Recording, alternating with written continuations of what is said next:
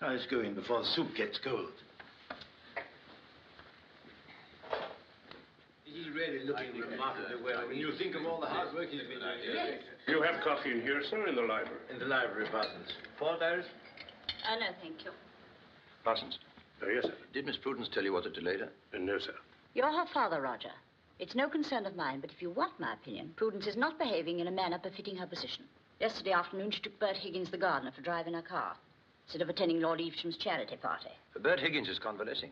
I took out his appendix last month. Well, that doesn't confer special privileges. I remember taking out Lord Evesham's appendix a year ago. Do you know it is exactly like Bert's? Yes, that's a ridiculous argument. We don't shake hands with each other's appendixes. Or is it appendices? I'm not against equality. I'm perfectly prepared to be equal with anybody, providing they don't start being equal with me. Grandfather, I'm terribly sorry. I know I'm awfully late. That's all right, Prue. Good evening, everybody. Do you mind if I don't change? Of course not. We thought you'd been captured by one of those German parachute fellows. Bring Miss Prudence her dinner, Parsons. Well, what have you been up to? Oh, I got delayed in Gosley. I had so many things to do. Things to do in Gosley? Yes, I had my hair done and... You mean you drove 15 miles in wartime to have your hair done? Oh, I had a lot of other things to do at the same time. I did some shopping and I had my hair done and then I joined the WAFs. You joined the what? The WAFs, the Women's Auxiliary Air Force.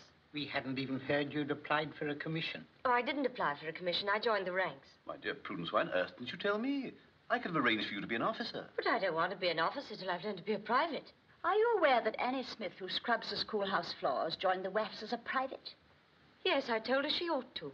For generations, the Cathaways have been leaders, Prudence, not followers. In joining this woman's army, you are throwing aside certain, shall I say, traditions that have always entitled the Cathaways to lead. Quite possibly she was thinking of something else. What exactly are you suggesting, Aunt Iris? I'm suggesting nothing, my dear. I'm merely facing the fact that some of you girls of today would do almost anything in the world to be different. You think it clever to be different, even at the expense of your own family. When you and Uncle Wilfred talk, I seem to hear words oozing from the holes of a moth-eaten sofa. Prudence, remember where you are. I do remember where I am. I'm in 1940 and you're in 1880. You and people like you are worse danger to us than Hitler is. Yes, I mean it. One day we may look back and thank Hitler for some of the things he's done to wake us up, but we'll never look back and thank you. You believe that 40 million people exist in England to make you comfortable.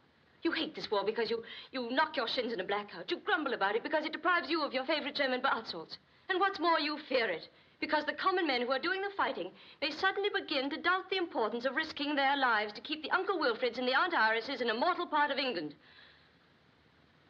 Give me a glass of sherry, will you, Parsons? Yes, Miss Prudence. Shall we go into the library? Yes.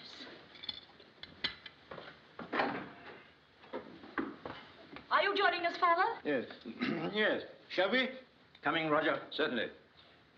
We had some excellent chocolate meringues tonight. I shouldn't miss them if I were you. I'm afraid I was rather rude, Parsons. On the contrary, Miss Prudence. If I may say so, it had flavor.